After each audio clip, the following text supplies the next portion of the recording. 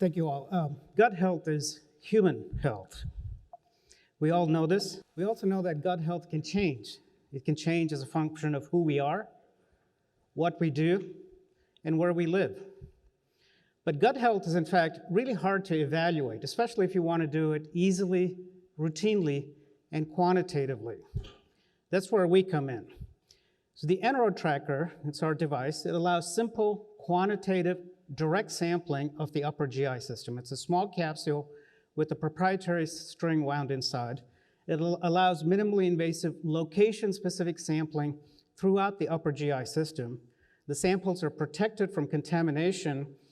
It can be used in the office, it can be used at home, and the samples are sent to a reference lab for analysis of disease markers.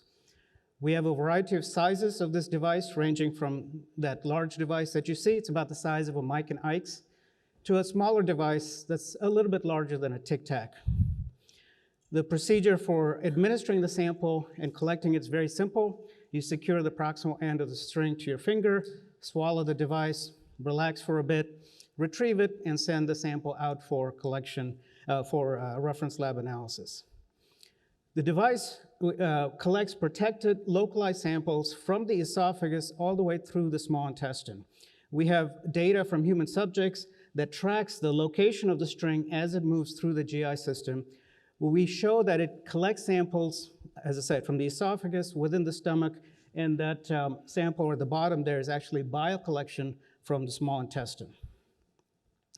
The device also collects biomarkers of GI health.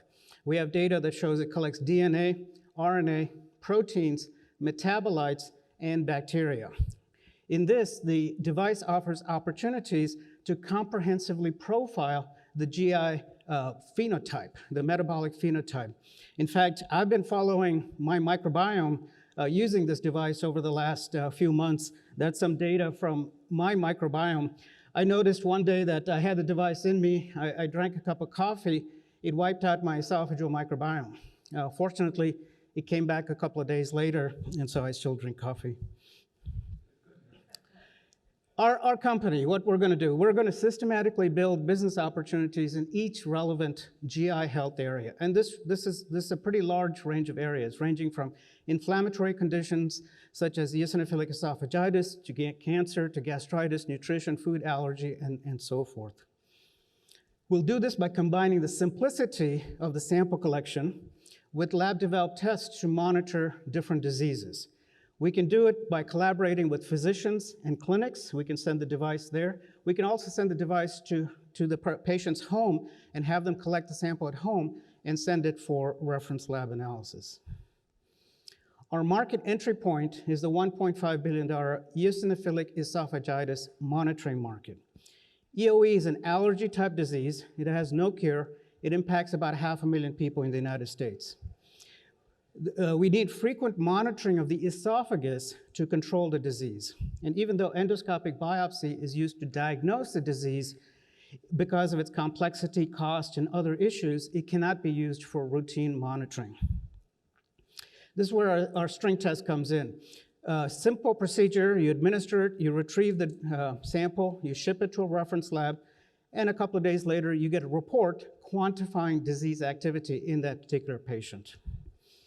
We've completed validation studies on the device.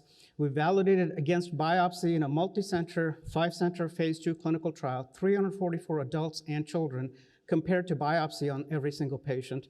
The results from this have been published and continue to be published, but I want to point to one graph, which is a bar graph here, that shows the area under the curve for our test versus biopsy, showing that we have this similar sensitivity and specificity to biopsy.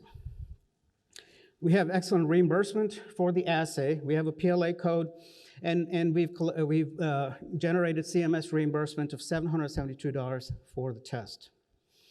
We launched the test in November of 2022, and it's starting to be picked up in major EOE centers around the country. Clinical utility studies are now underway, and the primary utility of this device is to do post-diagnostic monitoring of this boutique disease that changes from patient to patient.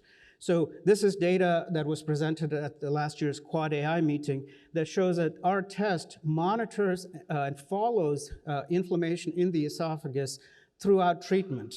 And I want to make 2 points. One is that it is as good as biopsy in following that treatment. And the second one is that it can be used in children and adults. Private payers are beginning to pay for the test. We're working on a CPT Cat 1 procedure code for the procedure itself. And what's interesting is that it's also changing some of the adoption dynamics. Allergists are beginning to adopt this test. We anticipate about $300,000 in revenue in 2023, and this is revenue with us doing absolutely no marketing. This is all word-of-mouth type of revenue. We have the usual cast of characters, outstanding team. I won't go into them, but they're very good. I am happy to talk about any of them in great detail. So we have a substantial patent-protected pipeline that provides multiple shots on goal. So our first product is the EOE in the US market. We've launched the product, we have revenue, and we're starting to scale. We have a research revenue stream as well, where we sell our device to pharmaceutical companies and CROs that use the device in place of endoscopic biopsy to save money on ADME trials and PD studies. So we have revenue there as well. And again, this revenue is purely word-of-mouth revenue so far. We've received a lot of interest from physicians in the EU to have this device just because of the value proposition that it generates. So we're planning a launch in the European Union. We just started a trial to do home-based screening for Barrett's esophagus and esophageal cancer. We have an ongoing trial to look at it for microbiome. We have an ongoing trial to look at it in the nutritional metabolome, and we're beginning a trial to look at it for cholangiocarcinoma, a deadly biliary disease. Together, these monitoring markets comprise over $21 billion. We have strong IP protection and strategy, both granted, several pending patents, trade secrets about how to make the device, SOPs for the assays and so forth, protected marks in the US and EU, unique materials, reagents, and so forth. And overall, we have a core strategy of using this unique string-based technique for monitoring, diagnosis, evaluation, and ultimately therapy in the GI system. So we're emerging from kind of a pseudo-stealth mode right now, and we're looking for funding in 2 tranches, about $7.2 million.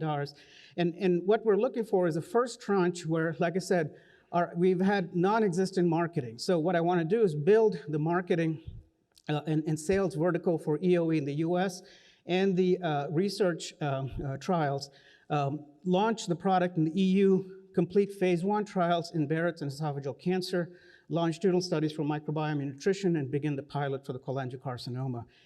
In the meantime, what I want to do is move the lab testing in-house. Right now, we license the test to a reference lab. We collect a royalty fee per test.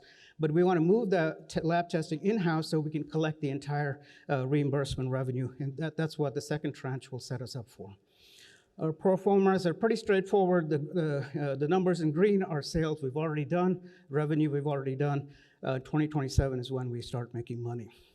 So I appreciate your attention. I want to point to the product that meets patient, provider, and payer needs together, and I'd be happy to talk with you later about the opportunity.